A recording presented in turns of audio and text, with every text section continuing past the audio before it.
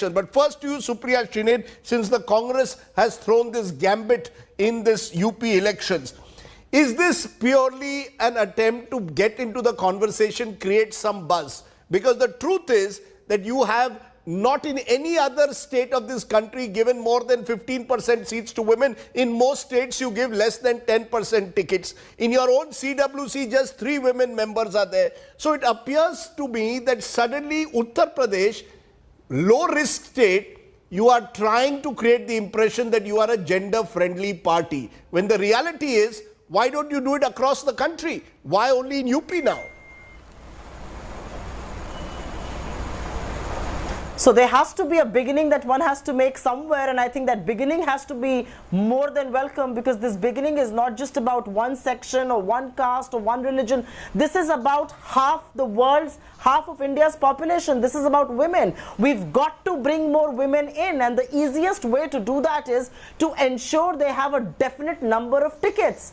And I'm not saying all of these women will win. Some of them will lose, some of them will win. But they will all become leaders. It is about getting women in mainstream politics. To your question on whether we should do it in the rest of the country, absolutely we should. But this decision has been taken by Priyanka Gandhi, who is General Secretary in charge of the Congress for Uttar Pradesh. And she can take a decision for Uttar Pradesh. But I'm absolutely certain, with the kind of response one has seen, with the kind of encouraging words one has seen from our leaders across the board, I am hoping and presuming and keeping my fingers crossed that they will be inspired and they will do it for other states as well. She can take a decision for UP, and I'm glad she's taken this decision. This decision should actually be welcome by people irrespective of political ideologies. But whatever your political ideology may be, who can find fault with the fact there need to be more women in politics? But the fact is that for over 2 decades, the 33% women reservation bill has been pending in Parliament. The Congress has ruled this country for 10 of those 20 years. You didn't attempt to try and push through this bill of 33% reservation. You haven't given more than 10% tickets in any of the other states. But suddenly, 3 months before UP elections, Congress realizes there's a woman vote. We need to have more empowerment for women. You give 40%. That's the cynical view. The cynical view will be the Congress is doing this because you are desperate in UP. You don't have a caste or community representation. Let's try the women vote. Please understand the importance of doing this in Uttar Pradesh. Uttar Pradesh constitutes 1/6 of India's population.